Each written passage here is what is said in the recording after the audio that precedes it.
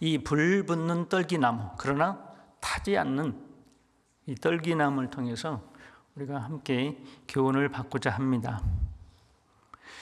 우선 떨기나무는 보잘것없는 나무죠. 광야에서 흔히 볼 수 있는 아주 볼품없는 나무입니다. 그리고 사람에게 별다른 쓸모가 없는 나무죠. 열매도 없고 또 그걸 가지고 집을 짓는다든지 활용할 수 있는 그런 나무가 아닙니다. 무익한 나무예요. 이 떨기나무는 아담 안에서 태어나서 죄인의 운명으로 저주받은 인생을 사는 모든 사람들의 모습입니다. 예레미야 17장을 보겠습니다.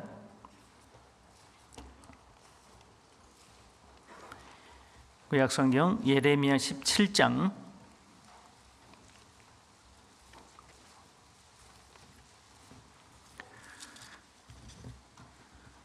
5절에서 8절까지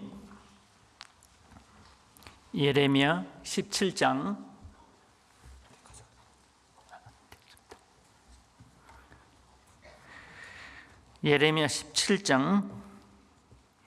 5절에서 8절까지 제가 읽겠습니다. 나 여호와가 이같이 말하노라. 무릇 사람을 믿으며 혈육으로 그 권력을 삼고 마음이 여호와에게서 떠난 그 사람은 저주를 받을 것이라. 그는 사막의 떨기나무 같아서 좋은 일에 오는 것을 보지 못하고 광야 간조한 곳 건건한 땅 사람이 거하지 않는 땅에 거하리라. 그러나 무릇 여호와를 의지하며 여호와를 의뢰하는 그 사람은 복을 받을 것이라. 그는 물가에 심기운 나무가 그 뿌리를 강변에 뻗치고 더위가 올지라도 두려워 아니하며 그 입이 청청하며 가무는 해도 걱정이 없고 결실이 그치지 아니함 같으리라. 여기에 두 종류의 나무가 나오죠. 하나는 광야의 떨기나무, 사막의 떨기나무, 그리고 또 하나는 물가에 심기운 나무입니다. 하나님의 목적에 의해서 심겨진 나무. 이 세상의 모든 사람들은 하나님 앞에 두 종류의 사람으로 나뉘게 됩니다. 떨기나무 같은 사람이 있는가 하면 하나님이 구원하시고 하나님의 몸된 교회에 특별히 심기운 나무 같은 그런 구원받은 사람이 있습니다. 그런데 우리가 구원받기 전에는 사막의 떨기나무 같은 사람들이었습니다. 그래서 저주를 받을 것이다 그랬죠. 우리는 하나님을 알지 못하고 죄 가운데 나서 죄를 물마시듯 짓고 살아왔습니다. 그리고 하나님을 점점 멀리 떠나 살았습니다. 그리고 자기 자신을 믿고 자기 힘만 믿고 자기 생각대로 자기 마음대로 살아왔습니다. 그래서 그렇게 살다가 죽으면 영원히 저주를 받고 이제 영원한 멸망 가운데로 들어갈 수밖에 없는 참으로 가련하고 불쌍한 인생들이었죠. 성경에는 이 사막의 떨기나무 같이 쓸모없는 인생, 무의미하고 무가치하게 여긴 인생에 대해서 많은 여러 가지 표현으로 말씀하고 있습니다. 티끌과 같은 나라도 감히 죽게 고하나이다. 아브라함이 하나님 앞에 자신을 그렇게 표현했죠. 티끌 같다. 그리고 이사야 41장 14절에 보면 지렁이 같은 너 야곱아 그랬습니다. 사람이 지렁이 같다. 참, 지렁이 정말 땅속에서 숨어 사는 정말 보잘것없는 혐오스러운 동물이잖아요. 그리고 욥기 26장 6절에 우리가 잘 아는 대로 하물며 벌레인 사람 구덕인 인생이랴. 하나님 앞에 인생은 벌레 같고 구더기 같다는 겁니다. 죄를 짓고 온갖 그 악을 행하는 인생은 하나님 앞에 벌레일 뿐입니다. 내일 일을 너희가 알지 못하는도다. 너희 생명이 무엇이뇨? 너희는 잠깐 보이다가 없어지는 안개니라. 인생이 너무 짧고 인생이 참 허무하게 지나가는 거예요. 허무하게 끝나는 겁니다. 목적도 소망도 없이 하나님을 모르는 가운데 살아가는 인생은 안개처럼 잠깐 있다가 사라져버리는 그런 허무한 인생이 되고 마는 것이죠. 이러므로 저희는 아침 구름 같으며 쉽게 사라지는 이슬 같으며 타작마당에서 광풍에 날리는 쭉정이 같으며 굴뚝에서 나가는 연기 같으리라. 호세아 13장 3절에 인생에 대해서 이렇게 표현하고 있습니다. 인생은 아침 구름같이 쉽게 사라진다. 잠깐 있다가 바람에 밀려서 금방 없어지는 아침 구름 같고, 또 해가 뜨면 그 구름이 이제 없어집니다. 너무 빨리 사라지는 거예요. 잠깐 있다가 없어지는 겁니다. 그리고 쉽게 사라지는 이슬 같다. 타작마당에서 그 광풍에 날리는 쭉정이 같다. 그리고 굴뚝에서 나가는 연기 같다. 참 이런 말씀 보면 인생이 참 허무하게 짝이 없는, 그리고 참 인생이 별거 아니다는 생각이 들죠. 그리고 시편 62편 3절에 보면 인생은 넘어지는 담과 흔들리는 울타리라고 표현하고 있습니다. 넘어지는 담과 흔들리는 울타리 같은 사람이라고 말씀하고 있습니다. 이 담이 있는데 아무리 튼튼해도 그 담이 넘어지고 있습니다. 그 넘어지는 담을 누가 다시 일으킬 수 있겠습니까? 지진에 흔들리는 울타리 같은 것이 인생이다.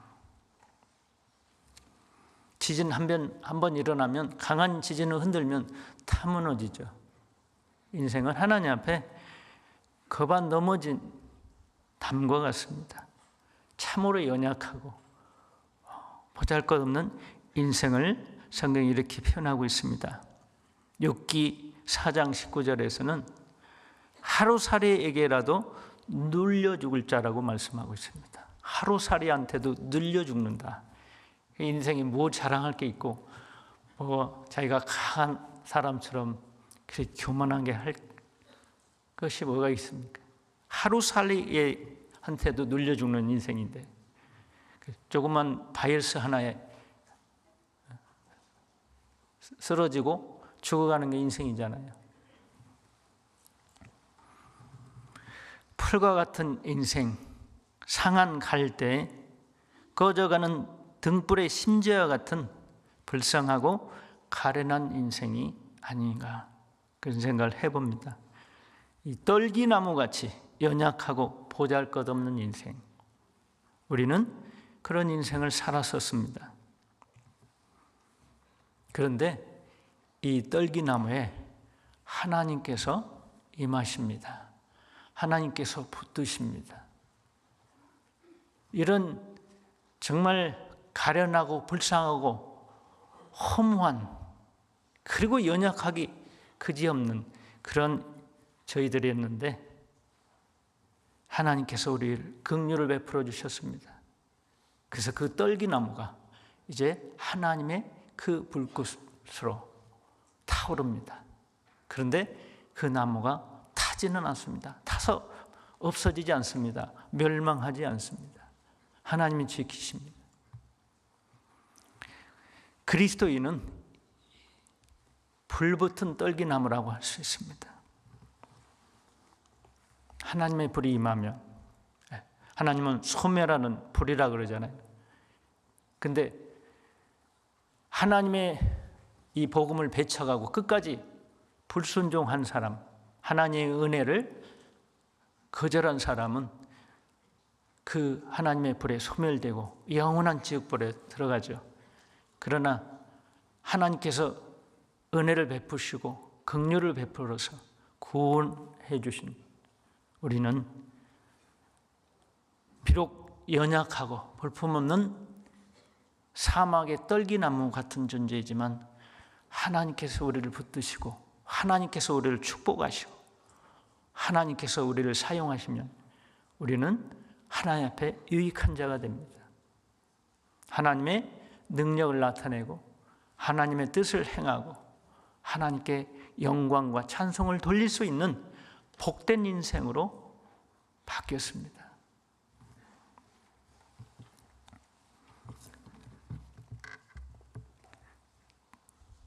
하나님의 생명을 받은 자, 하나님의 사랑을 입은 자녀.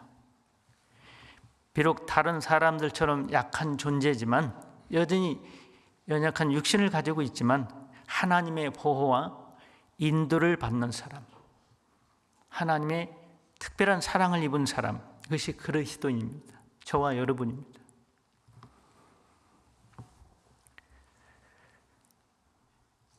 불붙는 떨기나무, 이것은 모세의 모습이기도 하고 이스라엘 민족의 모습이기도 했습니다. 그리고 우리 각자의 모습이며 또 교회의 모습이 되기도 합니다.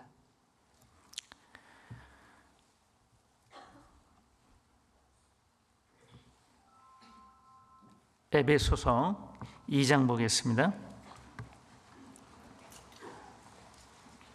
성경 에베소서 2장 1절에서 5절까지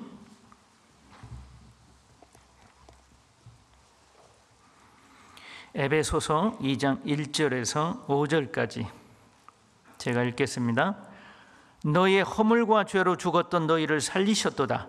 그때 너희가 그 가운데서 행하여 이 세상 풍속을 쫓고 공중의 권세 잡은 자를 따랐으니 곧 지금 불순종의 아들들 가운데서 역사하는 영이라. 전에는 우리도 다 그 가운데서 우리 육체의 욕심을 따라 지내며 육체와 마음에 원하는 것을 하여 다른 이들과 같이 본질상 진노의 자녀이었더니 긍휼에 풍성하신 하나님이 우리를 사랑하신 그 큰 사랑을 인하여 허물로 죽은 우리를 그리스도와 함께 살리셨고 너희가 은혜로 구원을 얻은 것이라. 우리가 전에는, 구원받기 전에는 허물과 죄로 죽었습니다. 우리 영혼이 허물과 죄로 죽은 상태였습니다. 그리고 그때 너희가 그 가운데서 행하여 이 세상 풍속을 쫓고 이 세상 문화와 세상 풍속을 쫓아 하나님을 모른 채 죄 가운데 살았습니다.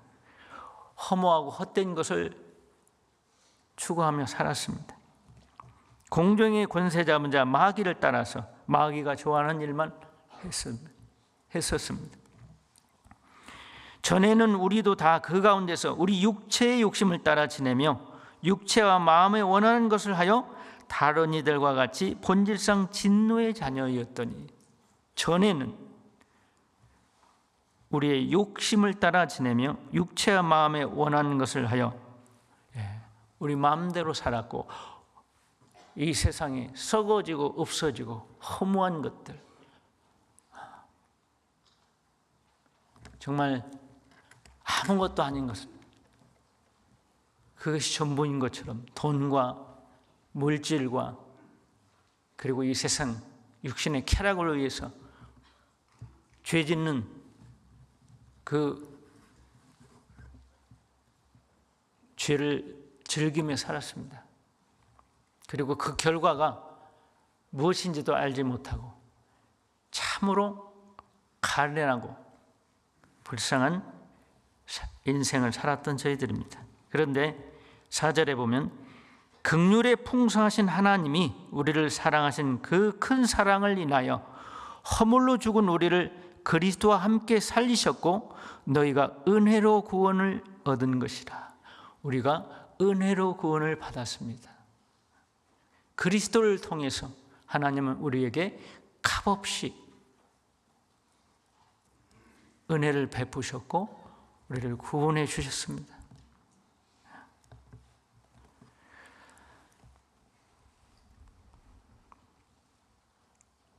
(12절) 13절은 같이 읽겠습니다.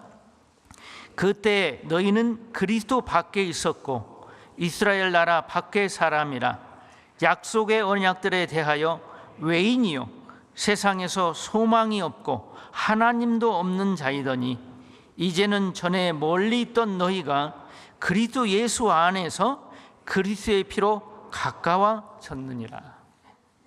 이게 두 때가 나오죠. 전에는, 이제는. 구원받기 전에는 그리스도 밖에 있었습니다. 하나님과 아무 상관없이 살았어요. 하나님의 원수였습니다. 그러니 우리는 사막의 떨기나무 같은 존재입니다. 그런데 하나님의 그 긍휼하심을 잊고 하나님이 우리를 값없이 은혜로 구원해 주신 겁니다. 그리스도의 피로 전에 멀리 떨어져 있던, 하나님과 멀리 떨어져 살던 우리를 이제 부르시고 하나님의 자녀 삼아 주셨습니다. 그 산에 있는 나무를 한 사람이 캐다가 자기 집 정원에 심어놓고 아주 정성껏 가꿔서 이제는 그 나무가 꽃을 피우고 많은 열매를 맺습니다. 그런 것처럼 우리는 전에는 사막의 떨기나무 같은 그런 존재였습니다. 그런데 이제 하나님의 교회에 심겨진 나무입니다. 하나님의 모든 은혜와 하나님의 공고하심을 받고 형제 자매들과 함께 주님을 찬양하며 주님을 섬기며 은혜 가운데 살고 있습니다.